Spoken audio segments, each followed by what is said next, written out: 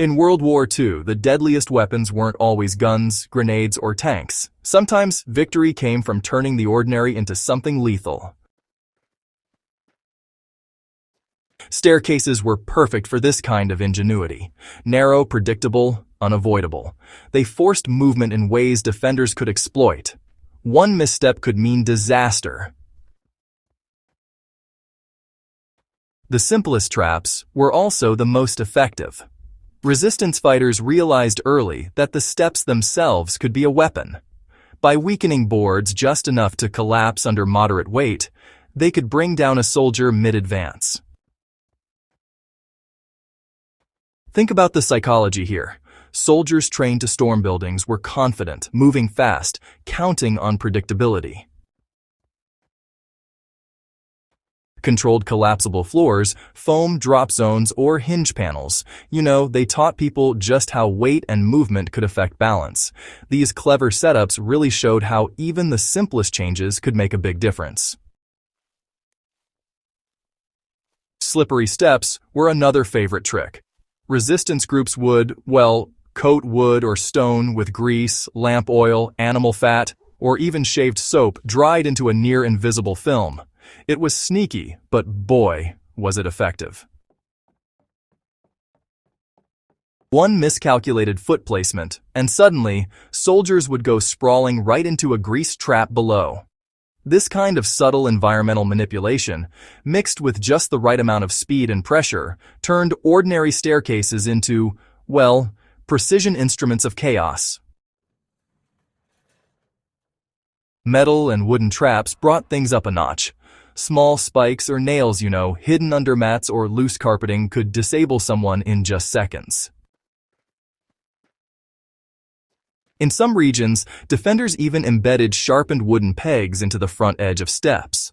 Going down, the intruder's foot might be fine, but ascending, the peg struck shins or knees, exploiting the predictable direction of movement. It was all about the angle, the rhythm, and the element of surprise. And don't forget the handrails. Everyone instinctively reaches for them after a slip. That instinct, it became a weapon. In extreme cases, pulling the railing triggered small explosives or falling objects. The principle is simple.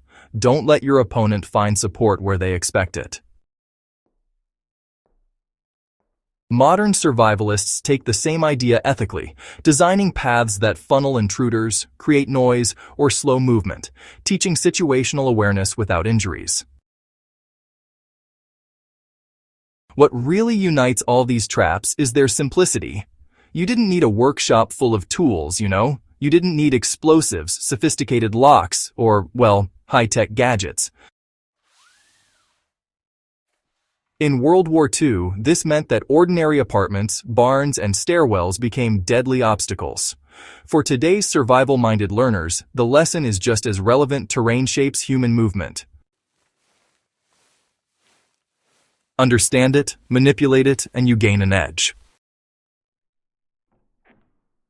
Beyond survival, there's a historical lesson here too. Resistance warfare wasn't always guns and sabotage.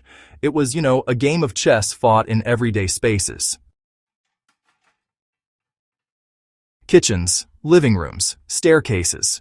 Ordinary structures were transformed into battlefields by people who had no choice but to outthink a stronger enemy. The stakes were life or death, and honestly, the creativity that came out of necessity is just breathtaking.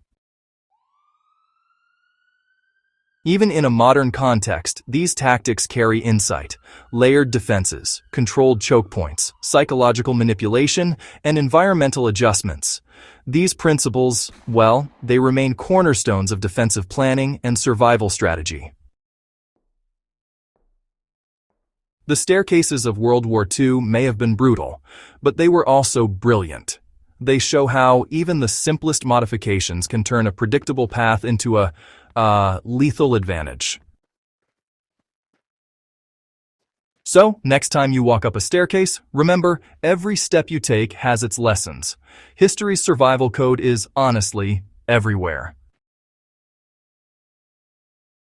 The people who rigged these steps weren't just fighting an enemy, they were teaching us that intelligence, ingenuity, and the environment itself can be just as powerful as any weapon.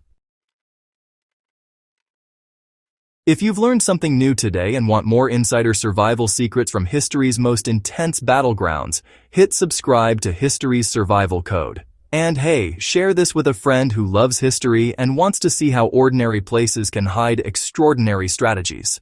These lessons may come from World War II, but, they're timeless.